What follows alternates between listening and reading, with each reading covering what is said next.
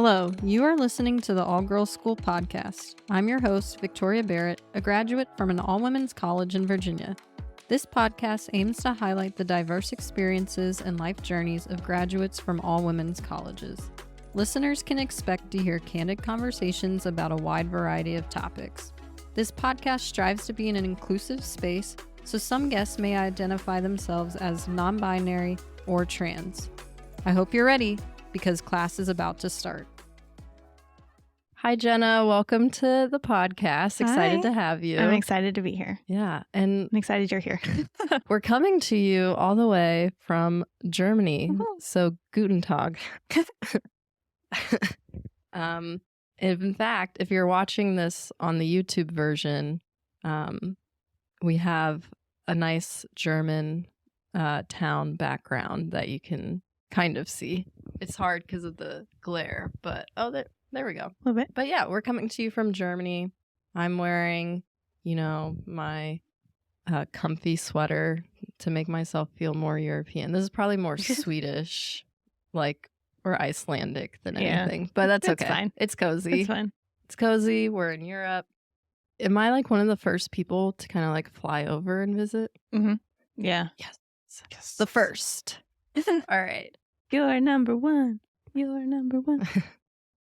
All right. So let's just jump into it. Okay. I'm sorry I have a cold, so if my voice sounds funny, that's why.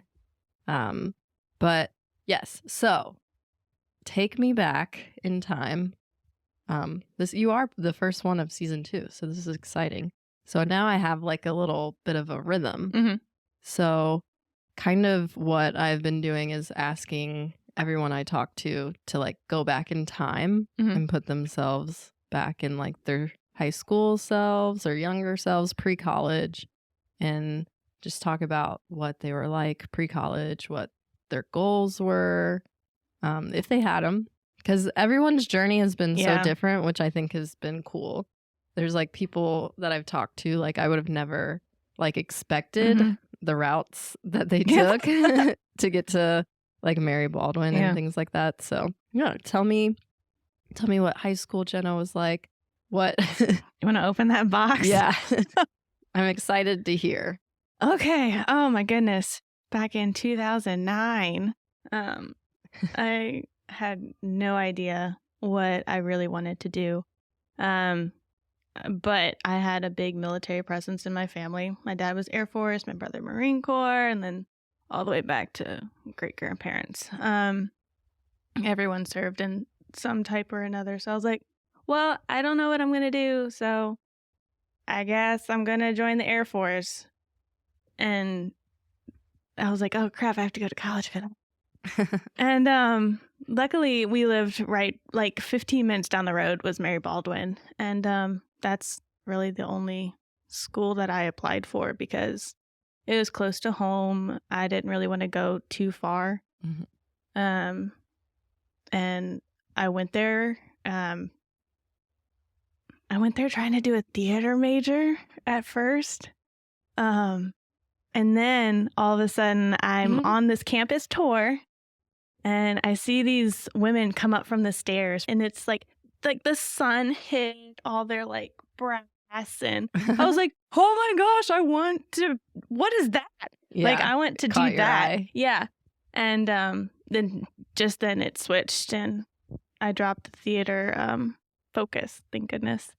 And decided to do VWIL and try and go the commissioning route. So cool. Yeah.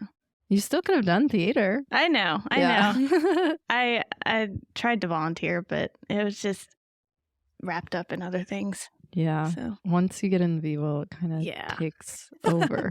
That's so cool. I think it's funny because you lived 15 minutes away, in Waynesboro, but you didn't actually know VWIL was there until you went to the campus and visited. So that's interesting. It's so funny to hear how people discover VWIL.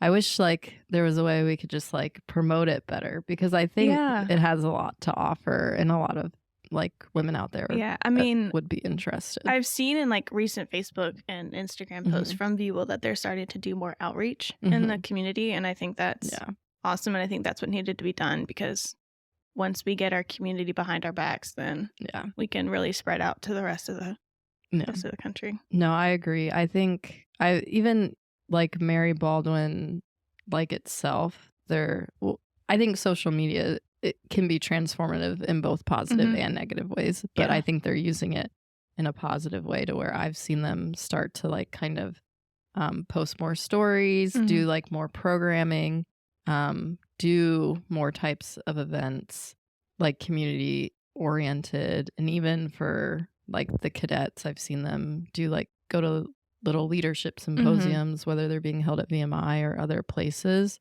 which I think has been beneficial. I know, and maybe we'll chat about this a little bit later once we talk about like commissioning and trying to like do careers and stuff like that. When I know you listened to Tesla's episode, one of her biggest like issues with Mary Baldwin and even V-Will is that there wasn't a lot of support for students who weren't going the commissioning route as far as like being like career oriented services. But I think as I've like started my master's program in higher education, I think that was maybe not just a Mary Baldwin thing. I think it was across the board. There were a lot of schools, especially smaller regional schools, that like the goal was just to get kids to college. There was no plan after that. There wasn't a lot of planning on like, oh yeah, we've got to like help them get a job. You mean the degree isn't just like the automatic entry into a job anymore? So yeah, I think just throw some magic dust up and it's like, oh, you got a job because you have a degree. Yeah. So I think that is something that a lot of colleges and universities are recognizing and trying to combat and like help prepare their students, which is good. So for you living close by, what was your experience in V-Will like? Because I mean, in V-Will, you still like lived on campus and everything, even though you only like your home was only like 15 minutes away. Yeah, no, I needed to get out of the house, which is great. I'm glad I didn't like commute into, not like you could in V-Will, but it was, I didn't realize how sheltered I was until I got into college. And I was like, holy crap. It was like a big old punch in the face to me, because I was raised super like devoted Christian, like nothing around, no bubble was popped during my time. And then I went to V-Will and it changed. Good for it to change. But I love the structure of V-Will. Totally drank the Kool-Aid of it. Sorry. No, that's okay. It was just, and I had like awesome forced friends, and I was like, cool, this is what it like is. This is awesome coming from a small, like our graduated class in high school was like 83. Oh yeah, that is so it was nice to see to interact with other people and see different views and everything. Yeah. And I think for some it might be surprising because where Mary Baldwin is, it's in a place called Stanton, Virginia. It's spelled like it's going to be pronounced on, but they very much tell you it's Stanton. They will correct you quick, fast, and in a hurry. Yeah. It's off of like I-81 and I-64, like a little bit past Charlottesville, and south of Harrisonburg in like the Appalachian Mountains. Nestled in it. And so you wouldn't think that Mary Baldwin would be like as diverse as it was in the V-Will program, would be as diverse as it was in like Forward, but it really was. Like, I think it opened up a lot of people. Even myself, like where I grew up in Chesapeake, like I wasn't like super devout Christian, but also like the norms back then, I think, were just more conservative. And like looking back, like my parents, mostly my dad, was more conservative. And so you don't realize how much that rubs off on you and affects you until you get out of that bubble. And you're like, oh, and you experience things for yourself. Like you educate yourself, you open your mind. in your heart to like other like things and experiences and people. And I went to a diverse high school, which was nice. But I do appreciate that like Mary Baldwin and the core itself, I think was also diverse, which I think was very beneficial for a lot of people. And in the Army itself, I know we're kind of like jumping ahead, like the military like is diverse. Oh yeah. Like I think a lot of people have misconceptions that the military is all like a bunch of good old boys from the South, but that's honestly maybe not. higher up in the chain. Yeah. But right now, like in the lower echelons, that's it's not it's getting better. Yeah, it's gotten better, and especially depending on what like specialty you have. Maybe like combat arms, yes, I would say is still probably less diverse, but like logistics, like the non-combat arms where it's like you actually have like a specialty that requires certain skills. that sounds rude, but like I think are more diverse because I think a lot of people are looking for opportunities if they like don't stay in the Army, like how can I, or military, how can I translate this? Yeah, that's why I chose what I chose, because I was like, I think I can this looks good on a resume.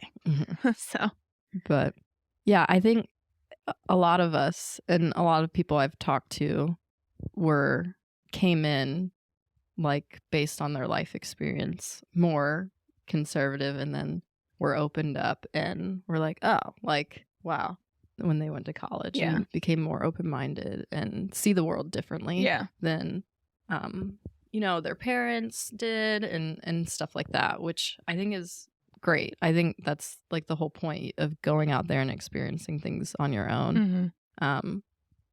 But I do want to say I remember one of my favorite memories about you, and I say this like I also was very much like a rule follower. I liked the discipline. Yes. But like I wasn't. I cursed. Like I used curse words and stuff like that. It might have took me a while to like warm up and like get comfortable and start cursing. But I think you for a while, like sweet Richie, sweet innocent Richie. Yeah. You never tap.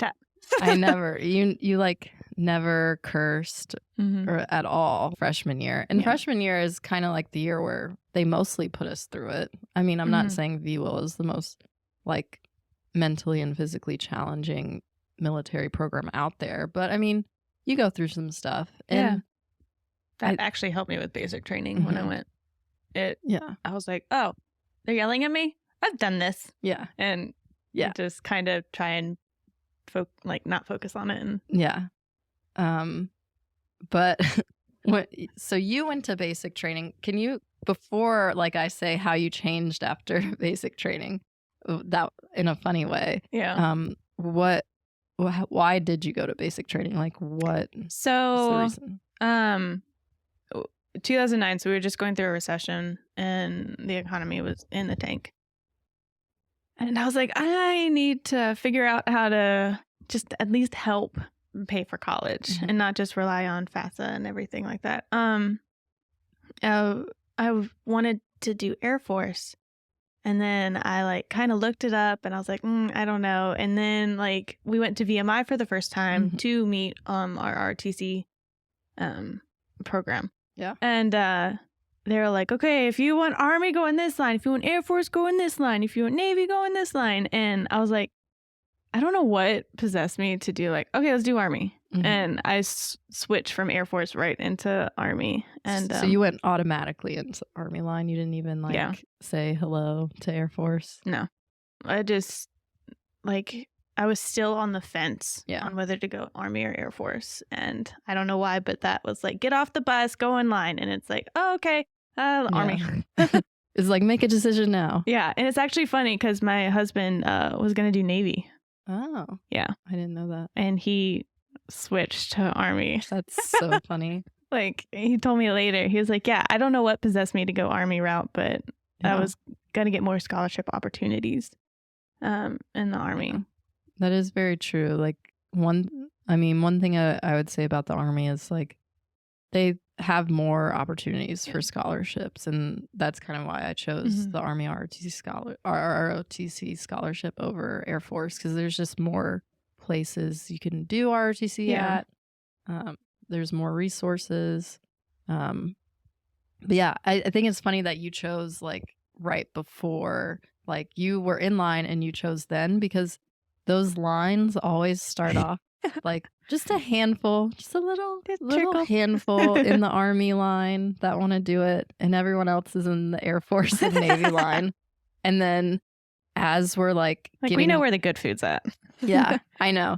It's like we know where the nicer experiences can be, which is in the Air Force and Navy.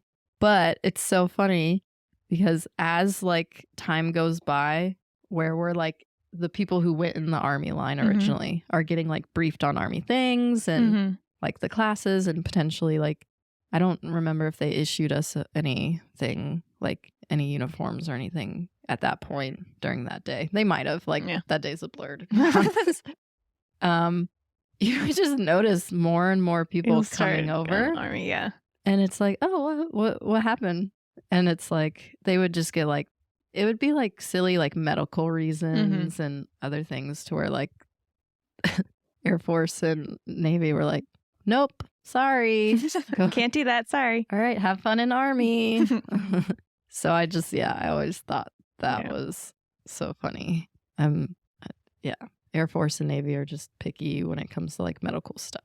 Yeah. Army's like, we'll take you. Yeah. Yeah. Thank goodness they did. But I think grades too. I didn't have the greatest grades going in. Like, yeah. And luckily they took me. My perspective ever since like starting to teach on like grades and stuff, and like just you can't like measure people's talents through grades. Everyone's so like everyone has different strengths and weaknesses, and like academics aren't for everyone. So I feel like it's a way to measure, and I think that's how people have always done it, but I don't think it's necessarily like the best measurement of talent. And it's so like if you're trying your hardest, and it's just it's embarrassing. I didn't tell anybody what my GPA coming into college was, because it was just like, even from first grade, I hated school. I did not like it. I did it because I had to, because I don't want to get fined. And you or your parents. Yeah, I know. Your parents fine. I was just, I don't know. It just always made me feel lesser than, even though I was trying really hard, and still. Yeah. And probably, I'm not going to like put words in your mouth, but I would assume a place like VWIL probably gave you a place where you could like show off your strengths and talents in different ways that you couldn't do through like it was taking a test.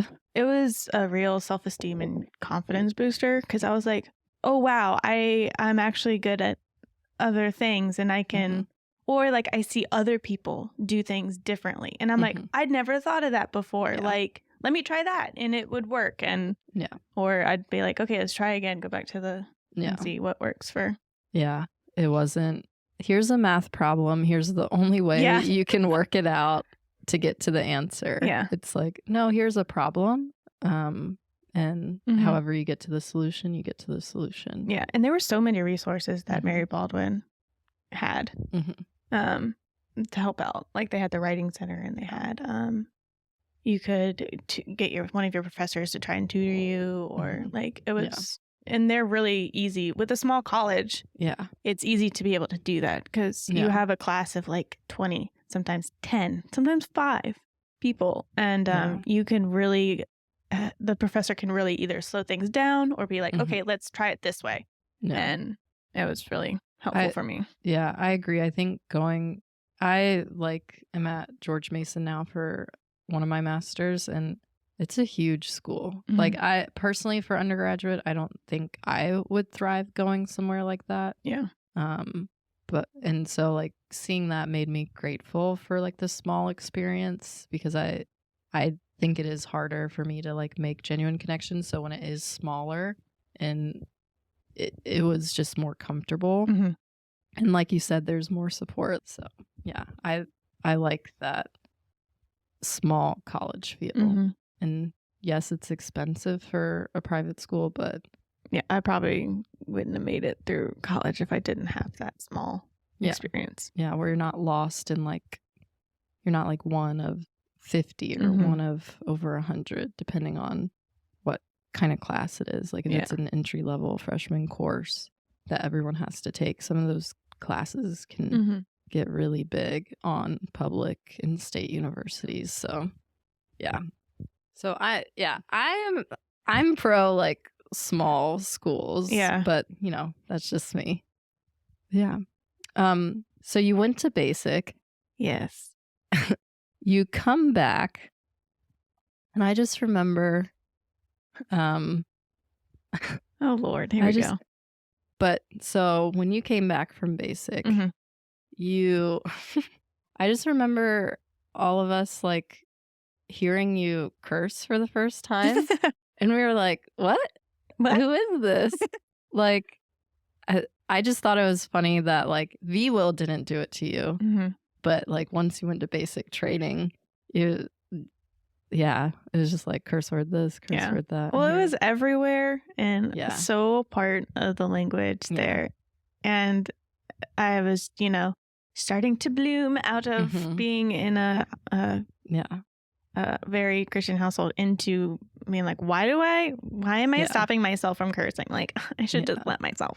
Yeah. And it's like, why am I like tying myself down? It's like time to break free, like do what I want to do. Yeah, like I probably overdid it a little bit. Yeah, coming into yourself as an adult, which is cool. Yeah. I mean, I think both of us are similar in the fact to where like we were probably a little more shy, quiet, reserved, and then like the core really like the core in our experiences through like Army ROTC helped us like build that confidence and grow and like into who like we are. But anyway, also back to like cursing and things like that. This is less about you, but like, and we had an NCO one year who started coming over, like VMIs started coming over to us to teach some of our courses. So they taught one of our classes, and I don't remember his name, but I just remember it was like a sergeant first class. He was a little bit like, this guy was a little bit bigger and more like, I like can see his face. This is going to kill me because I can see him too. I don't remember his name.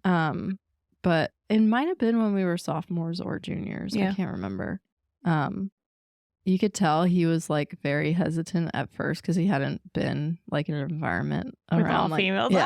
With women. And I remember him even saying like to us before like one of those classes, like, like, sorry. Like, I'm going to say some things. Yeah. Well, even then he was still like tiptoeing. He was like, sorry if I like say the wrong thing. Ladies. Yeah. Female. Yeah. And then I think he was just so shocked by like us. And we were just like all cursing and just like very blunt and like to the point. And I think we were just like way more wild than he thought we would be. And you could like see him get more comfortable as the year went on, being like, oh, yeah. Like, I think he thought we were going to have like tea parties or something, be like very proper. And he was just like very nervous for no reason. And then it was adorable. I'm not going to lie. At first it was. Yeah. I thought that was the funniest. I thought it was adorable and funny. And it was like, he was like, okay, it's like I'm, instructing my daughters or something like that. And then when he like learned our personalities, he was like, oh, I was like, this is fine. Yeah, it's like it's really not that different, and like women can just like be like as fun and let loose and joke around like just as much as like boys, men, and it's different. Yeah, like when the environment is different. Like when we were over at Mary Baldwin with the Army instructors, it was different than when we were at VMI with the Army instructors. Yeah. I feel we were more, when we were away from all the guys, we were more open and more Yeah. I'm not going to say flamboyant, but more candid with what we said than when we had to go there. I definitely think so. And I think, granted, we'll kind of talk about like your story of like how you met Fritz and stuff like that, who went to VMI. But I think there were exceptions to the rule, but like I think there were a lot of VMI men in particular that didn't like our program. No. And it was like very clear in the way that like they interacted with us. And so like, yeah, every time we were over there, it was like, well, you're not VMI. It's like, you don't go to VMI.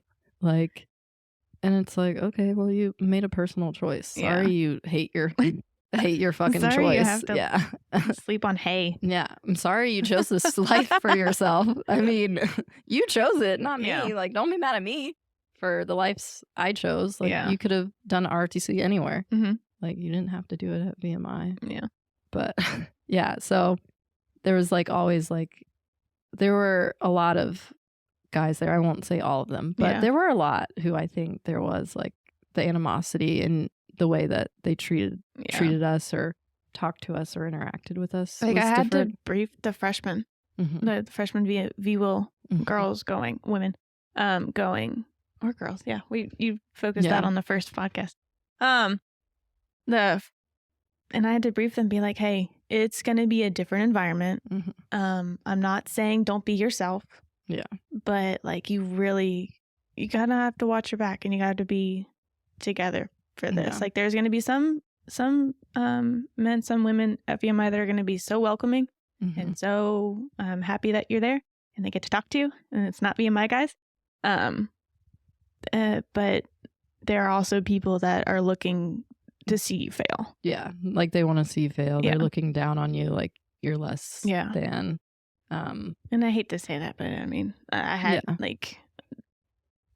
I mean, it's not surprising, like when you learn the history of how VWIL was created, like it was literally, that was what VMI wanted to be the permanent solution to not going co-ed. Yeah. So I'm glad they did go co-ed, and I'm glad that our program was created because I think it has been beneficial and created a unique like leadership and learning environment for women. But yeah, like our program was created out of the idea of let's separate them, but here they can still commission through us. Yeah, here's a little girls' school for you guys. Go have fun. Yeah, so it is just like VMI was the last senior military college to go co-ed, and they didn't want to do it. Nope. They had to be forced to do it, kicking and screaming. But yeah. So, and it wasn't until, I don't know if your experience at LDAC. So LDAC is like you go in between your junior and senior year, like if you're on the commissioning route for Army. And that's when you get like mixed in with cadets from like all over. And that was like the very first time I realized that like not everyone else in the Army were like Army RTC, like cadets, especially guys, were assholes. I was like, all of the guys that I had in like my platoon in LDAC and my squad, they were the best. Yeah, they were awesome. I was like, holy crap, you guys are so nice. Like the squad was like so supportive for like sticks lanes and stuff like that. I remember when we did like sticks lanes at VMI, like to prepare, like it was like watch her fall flat on her face. It was like it wasn't just females. It was just everybody. Yeah. Like you got to learn to pick yourself up, kind of thing at VMI. But in the sticks lanes at LDAC, it was completely different. Yeah, it wasn't. Do that. Like okay, thank you. Yeah, it wasn't like a team effort at VMI. Yeah, like for the whole squad, like it wasn't a team effort. Whereas like in LDAC, like the whole squad, it was like a team effort. Like we knew each other's strengths, so we would support each other based on like each other's strengths. It was like, oh, this person is a great RTO. Have them be your RTO when you're squad leader. Yeah. And in the evenings, we would like, if someone was really good at something, they would like kind of do a little class for everybody in the squad. And I'm like, it's crazy. Yeah. So that was something that was like, I was like, thank goodness.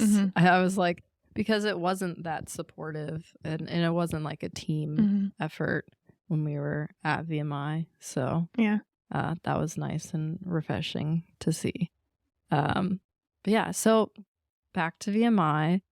We were created because VMI didn't want to go co-ed.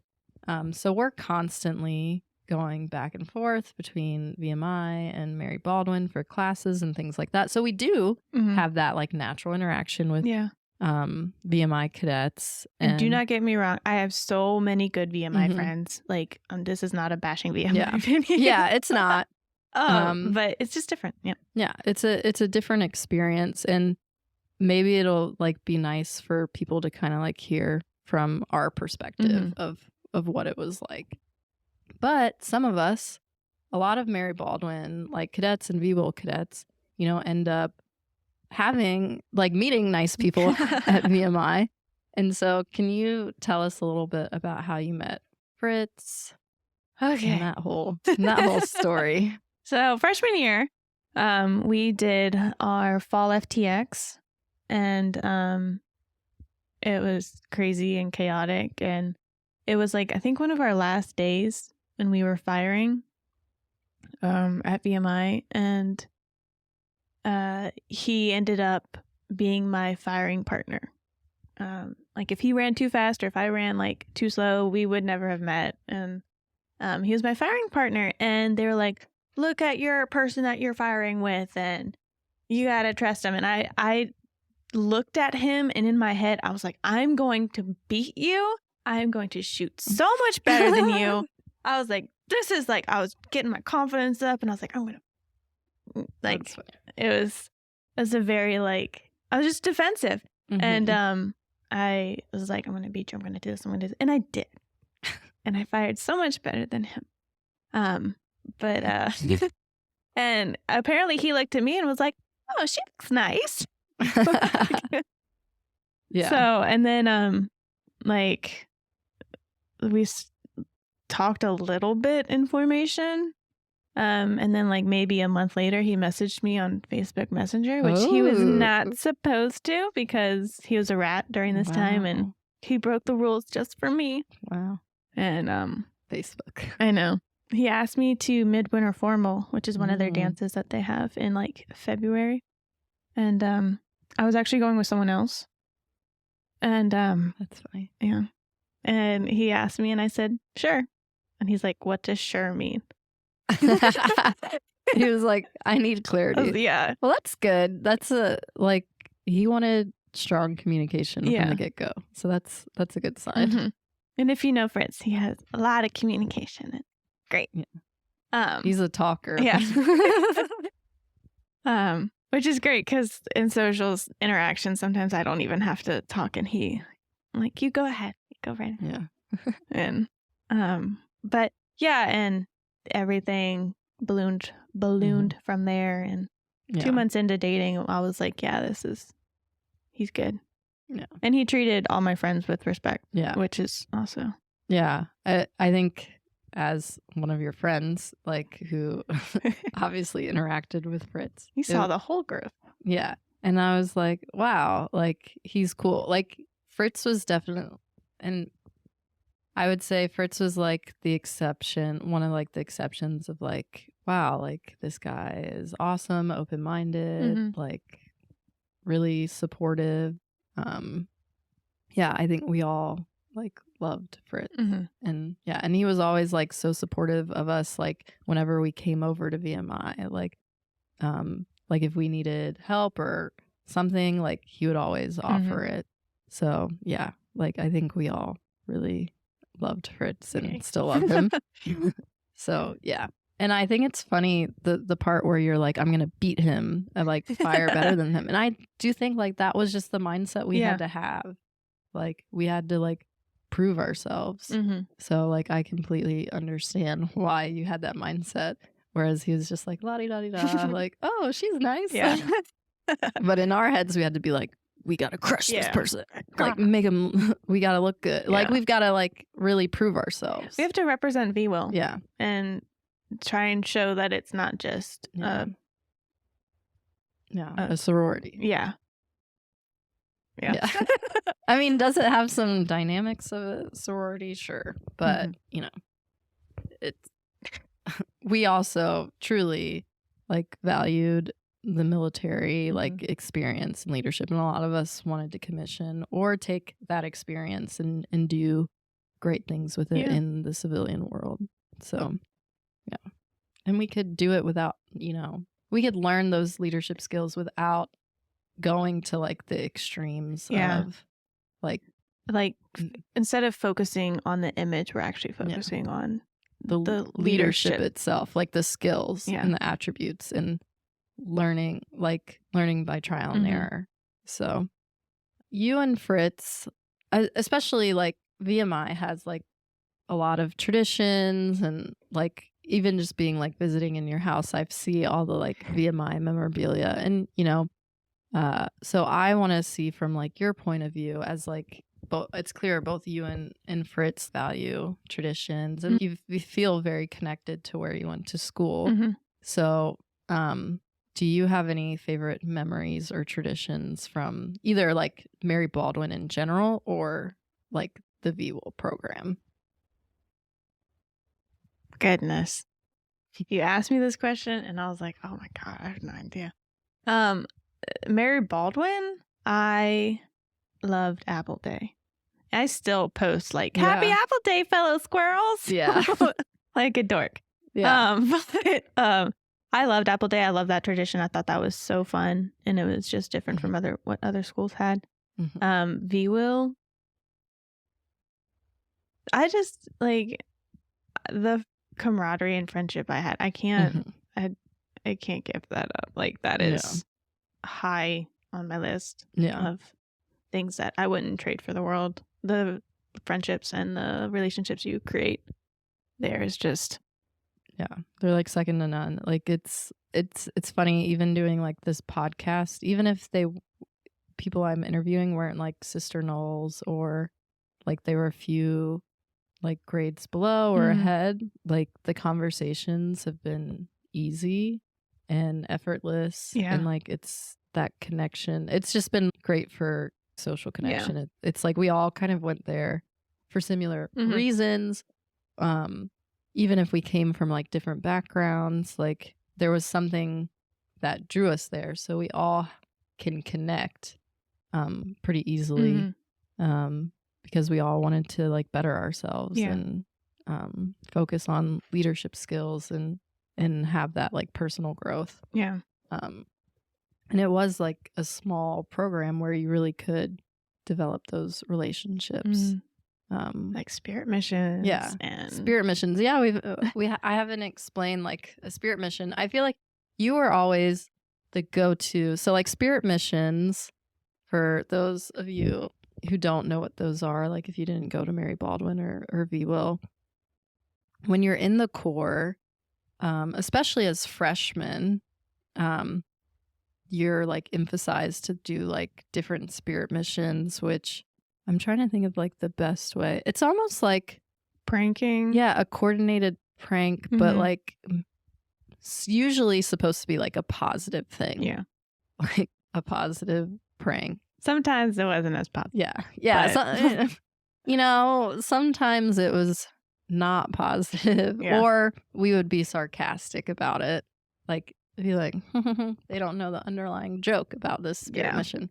But anyway, like, typically, like, if you're going through the correct route, you have to, like, get permission through the Null Committee, who are, like, the liaison between upper class and freshmen. And so you have to get permission. If you want it to be, like, a sanctioned spirit mission, you have to get permission from Null Committee, and one of the Null Committee members has to be present during your spirit mission. Typically, they're late at night. It'll be when everyone is sleeping. And it's like you're going on like the hall and like you're decorating for maybe some sort of event or something, or you're recognizing like a used certain for class. Motivation. Yeah, used to like motivate other classes.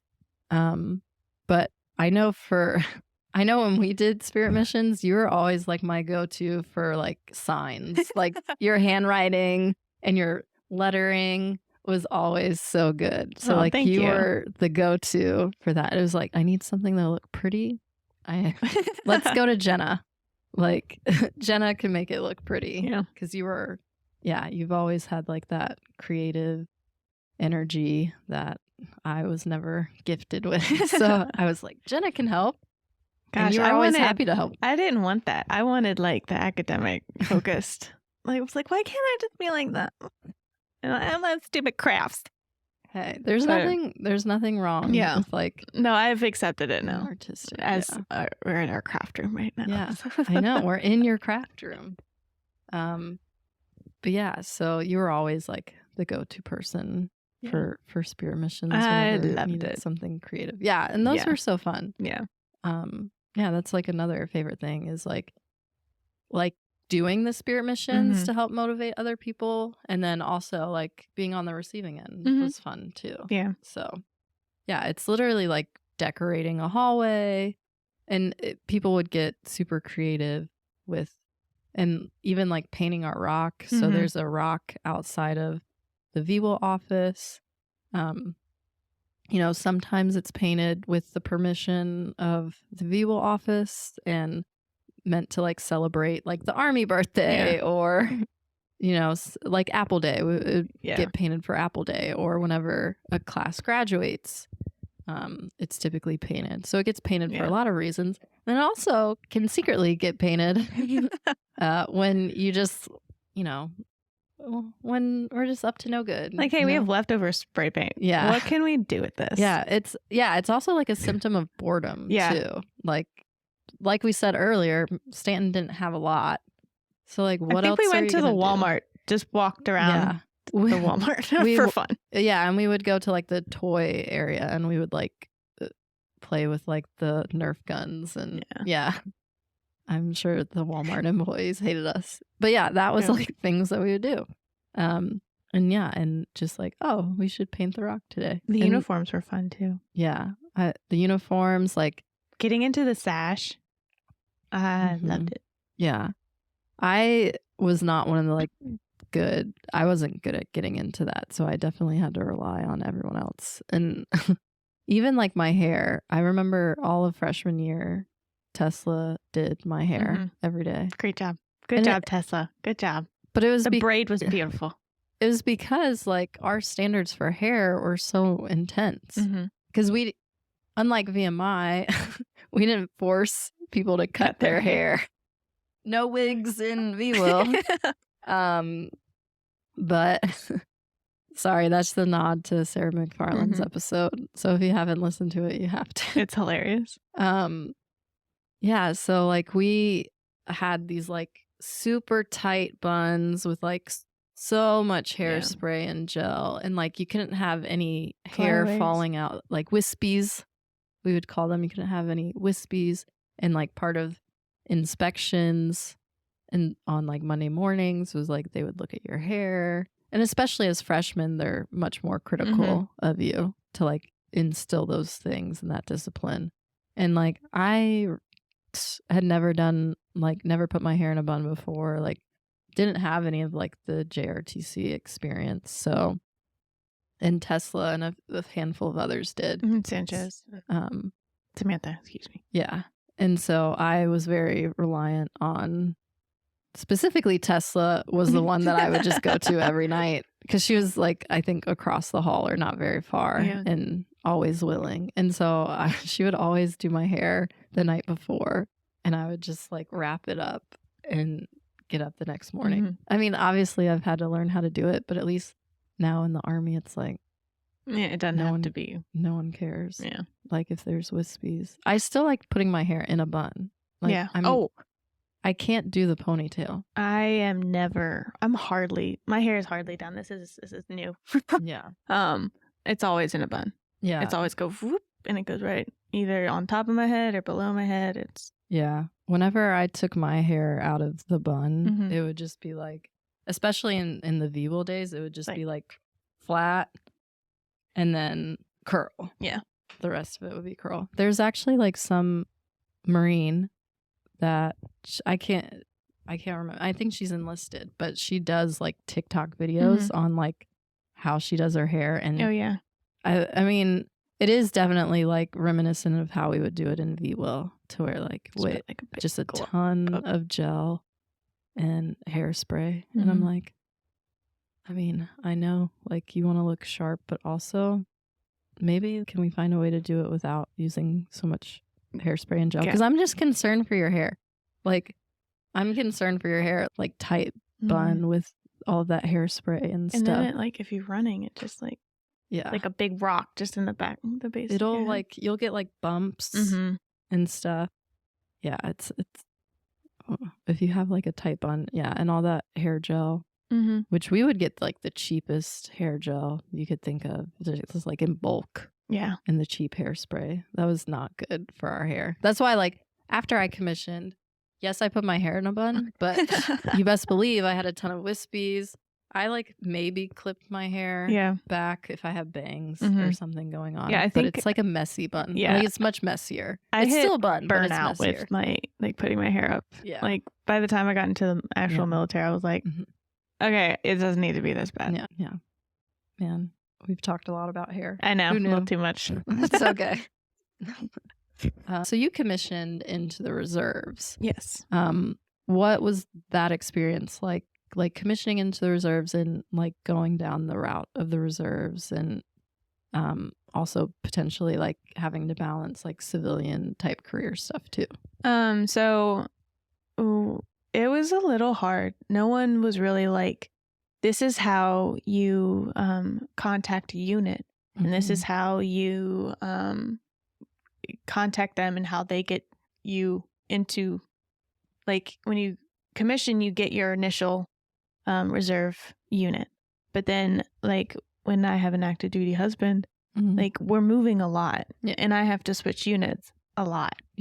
And no one really prepared me for like how hard it would be to find a unit, because when we moved from Pittsburgh to Fort Campbell, Kentucky, we everyone wanted me to be airborne qualified, and because all the units around there, they're like, you have to be airborne. I'm like, I'm S1. Like, come on. Yeah. I'm human resources. Like, I'll push your paperwork. I don't need to be. But they're like, yes, you do. And so that was hard. And I had to go all the way up to Fort Knox and get a unit there, which is only 2.5 hours away. But doing that every month was once a month. Yeah, was a lot. And it was just, and because I was like semi-close, I would sometimes go up there during the week and work on things. Wasn't paid for it. Yeah. But that's what, as a S1 OIC, that's what you're kind of expected to be on call, like a lot of times. Yeah. So it's just hard. Yeah. So I think that's like an interesting dynamic. And I've been fortunate that I've been in an OCT unit, which doesn't expect much of us like outside of drill. But I do know like in other traditional units, like a lot of people have like the time that they drill, but then it's like you also have additional things that you need to get done. It's expected of you. And And I do think I have had some commanders or in the reserves that have been very like open to like, hey, like if you're doing this extra stuff, like let us know and we'll sign like a 1380. But that's not always a 1380 is like another way you can get paid for like things you do outside of drill, extracurricular activity. Yeah. So if you're putting in extra hours doing things, like you can get paid for it and get points towards retirement and stuff for it. It just has to be approved. Yeah. It just has to be approved. So like, but that's not always the case to where, unit commanders are like giving, leaders the opportunity to get paid for all the extra work that they put outside of, drill.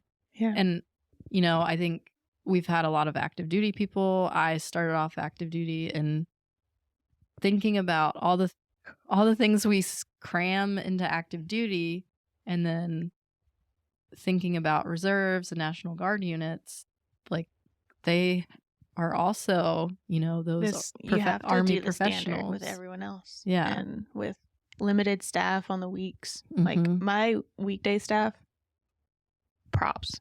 Yeah. They did amazing work and they did a lot of it. Yeah. And Yeah. So I think, active duty sometimes will, shade the reserves and National Guard. Like, but if you think about it, like, I think the reserves and National Guard deserve a lot more respect in the fact of, like, not only are they doing their civilian jobs, but, they're also doing the Army stuff. And they might not have as much experience, but they're still getting all of these things done. And they still have possibility of deployment. Yeah. So, like, yeah. And sometimes a civilian job is not on board with it, even though they to be. Yeah. They're obligated by law. Did you, did y'all get that brief every now and then about, like, your civilian your civilian has to drop everything for you to do this. And, your civilian employer can't do this, this, and this. And if they are, give us a call. Or they can't, they have to hire you. And, yeah. But they don't give reasons of why they didn't hire you. Yeah. So so you can't say, unless you have like proof that they did this because they found out that I was in the reserves. That was so hard finding a job when I first moved to Pittsburgh. It was difficult, but I found one. It's a bank. So, and that was really, they were nice and they were very, like I got 2 weeks notice to be deployed. And I was like, hey guys, this is happening. I am so sorry. So good to know that can still happen in the reserves too. Yeah.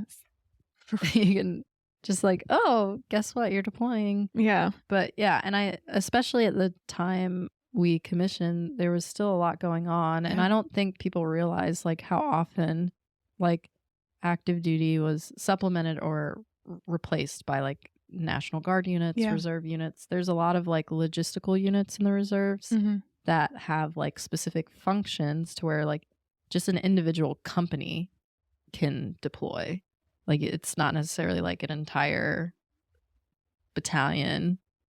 It's just like individual companies with very specific things can deploy. Which is like, so like any of those assets could deploy at any time because a lot of them are like theater division level assets and things like that. So there's a lot of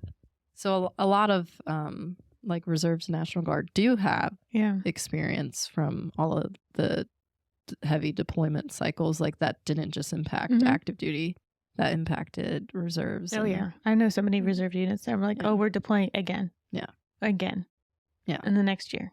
And it was just like, it's a lot. So okay.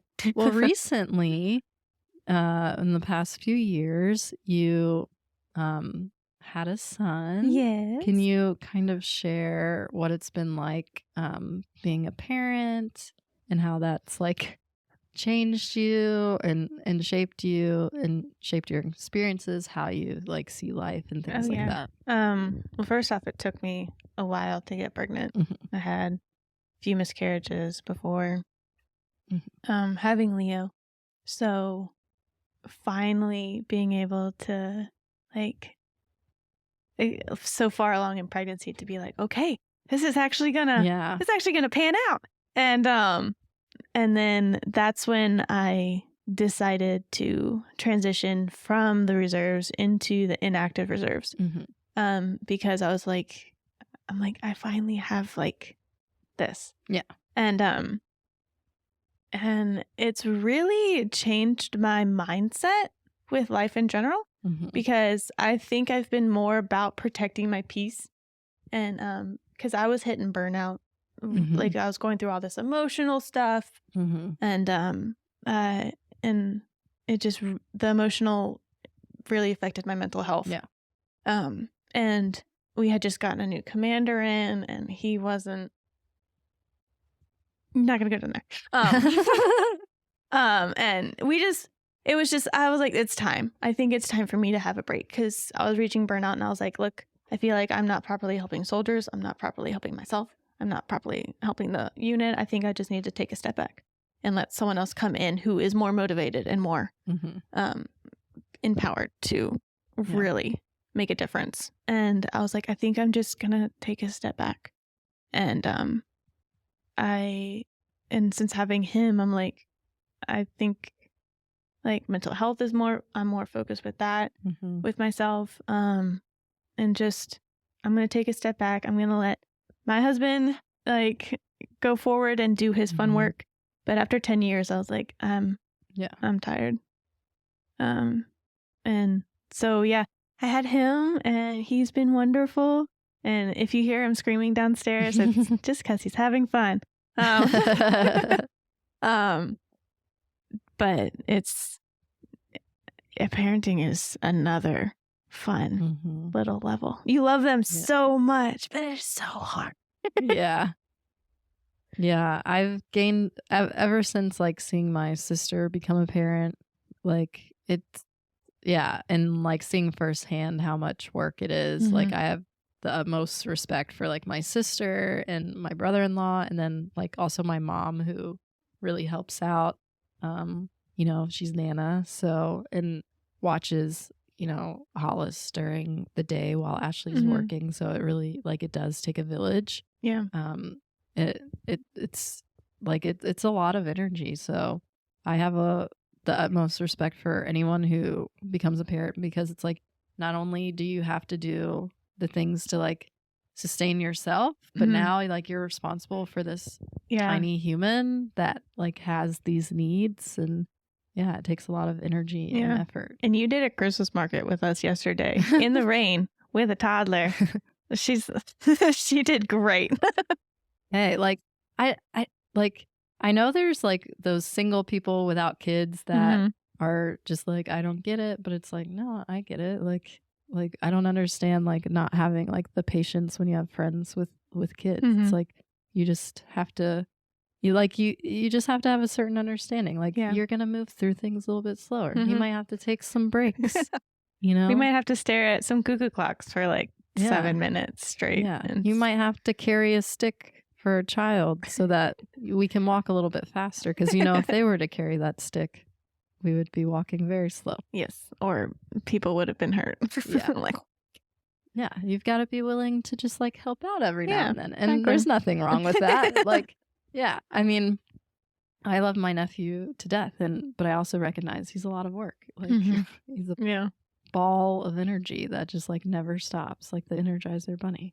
So, but they're so lovable and they are so sweet. And there's so many like sweet, like touching moments, and I completely understand that. And and I've seen, like, I'm just very impressed by you and Fritz, and like as someone who's been in like the education sector and like working with child psychologists and work, like having to interact with a lot of different types of parents and different children with different needs and strengths and weaknesses. Like I very much like can see the way that you parent him, and like the way that you have him like try and like understand and process and express his emotions at such a young age, like having him describe the things he wants and stuff like that. So I think it's cool. It's cool to see the way that y'all are parenting, and I think you and Fritz are doing a really good job. And like raising a toddler is hard. Like they're gonna have breakdowns, and it's not easy. It's hard to get in front of the breakdowns. Like, what's his triggers, and what could I have done better to like de-escalate the situation? But I didn't realize, just like, I knew you had to research, and I knew you had to like I've been listening to books because I can't read now because I just can't sit down and with a book. I just listen and clean. But the parenting books, like, I didn't realize how much goes into it.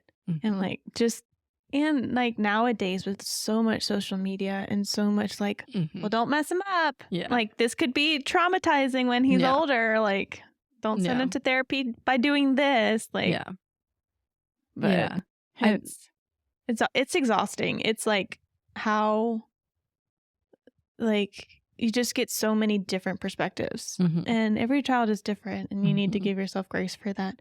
But just seeing, if I don't teach him emotions, he will be irresponsible with his emotions when he gets older. Yeah. So trying to get ahead of that, and it's funny. A lot of people like talk crap on like Gen Z and how kids are being raised, but I do think millennial parents are very much more cognizant of like the things that happened to them when they were a child, and recognizing like things that caused them trauma, and are trying to be more cognizant in the way that like they raise their children now. And so like, a lot of my friends who have children, I'm very impressed by like the research they're doing, like the ways that they're like raising their children and interacting with their children. So props to you. Well, thanks. But then sometimes you just got to be like, okay, well, he's just gonna eat crumbs off the floor and watch TV for a few hours, and that's you also have to think about your mental health. Too. It's like the whole joke about I'm not going to be that parent that gives my kid like a tablet or something for however period of time. It's like sometimes you need an hour to yourself, and it's like, oh well. Like sometimes it's like a little reward for them too. They're like, okay, like my son has done so many Christmas markets this year. We've been to like 5. And so in one day we were just like, you know what? He's gonna sit in the stroller and watch our phone for a little bit while we, because he deserves it, and he's been walking around everywhere. So and these Christmas markets, especially because y'all are going on the weekend. So we're obviously we're in Germany, doing this interview. Y'all live in Germany. You've been stationed here since the summertime. And so you've gotten to experience like on the weekends different Christmas markets. And then the one we went to yesterday, like beautiful location in Colmar, France, but like they get crowded and intense. And like I was just impressed that y'all were like troopers through the whole thing, like willing to like have that stroller. Like we were packed in like sardines. This one lady was like, and her husband, we were in this one part where it's just like you're sardines and like you're moving slow, like you're not moving anywhere fast, but you just have to like get through it, like you're just chugging along. And then these people were just like, this one couple was just like pushing through, like didn't care at all, like was pushing through. Like you have a stroller, so like if you're getting pushed, then that means you're pushing the stroller into like some stranger. To the girl with the pink hat in front of me, I'm so sorry. So I just had so much respect for y'all, because even me, like not having kids, just being myself, that would have caused me a great deal of like anxiety with like the crowd. So I can only imagine like trying to do that and give that experience to like not only for yourself but for your child, like to see the markets and stuff like that. I was like, man, I'm impressed that y'all are doing it. The way you like when we parked and you backed into like that teeny tiny space, I was like, good for Jenna. The big van in Germany probably wasn't the best idea in the world, but it's been fine so far. I haven't hit anybody yet. No, you're doing a great job. So we have two more questions. So we're in like your craft room right now, and like just kind of like talking about mental health and hobbies and things like that. What kind of hobbies are you into that kind of just like bring you like, you know, a little bit of peace when you're not, you know, chasing around a toddler? So right now I'm mainly quilting. I found joy in that. Quilting and just random projects. Like right now, the Christmas season, I've been like projects. I'm like, oh, I can make these like fun little Yule goats. And then, oh, I can make these felt ornaments for my son. And so it's been like one thing after another. So I haven't been able to quilt as much. But I'm part of, there's a Rhineland Falls Quilt Guild.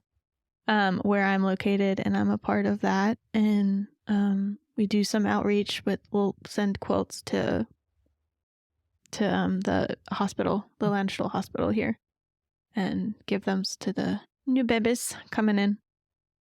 But yeah, the quilting has been my little joy. It's cool. Yeah, So. and I can see from my view right now, like a Star Wars themed quilt that's being in the process of being made, and it looks very cool. Yep. Yeah, that's awesome. So. My final question, and again, we're kind of like circling back, kind of reflecting. Mm-hmm. If you could tell, like college, like beginning of college, Jenna, anything or give any advice, what would it be? There's a lot. So what we were talking about earlier is I come from a very strict religious background, and then coming into a more liberal college is just like think about others a little bit more and what struggles they're going through. And just because it's not what you're used to doesn't mean that it's bad or wrong. I held on to a lot of not hate. It's not hate. It was just all new and all different, and I didn't know how to process it. And I had no resources growing up to help me process that and what other people are going through and different lifestyles and different cultures that they come from. And I think it just all came from ignorance. So probably start reading up on that and start just showing more love than that. So, and to like probably not go out with your friends as much. You guys were really fun. So maybe just maybe stick back and chill and not, because I feel like Vul really burnt me out near the end there. Yeah.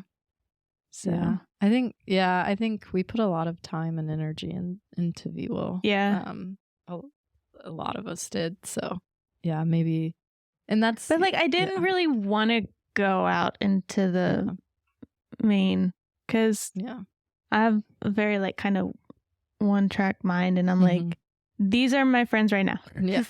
And I have a really hard time reaching out of my comfort zone when I just have this comfort zone. Yeah. Like, no, I get that. So I totally get that. I mean, that's like one of the reasons I like this podcast, is because I get to go back into that comfort zone. Yeah. And reconnect, and it's a lot of fun. Yeah. So yeah, I get that. Well, thank you so much. This has been so much fun. We've dove into like a lot of like, things about Mary Baldwin that I haven't, covered before, and Vul that I haven't covered before. And it's been a lot of fun. Yeah. And thank you so much for having me in Germany. Like, you and Fritz have just been like so accommodating and kind, and like really just bending over backwards. And I'm like, wow, like this is so nice. And I'm so glad that I got the chance to come out here and visit and see y'all. The first.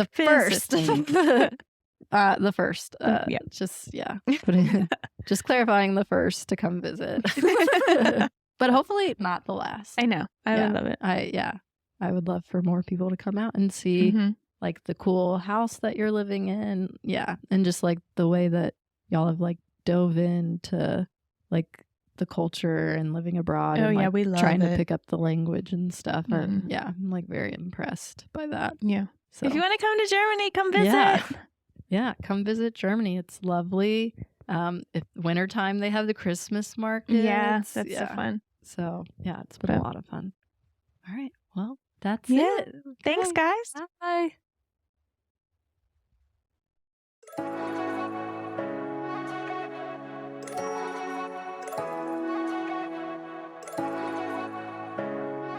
Thanks for listening to the All Girls School podcast. But before class is over, please take a moment to subscribe or leave a review on Apple or Spotify podcasts.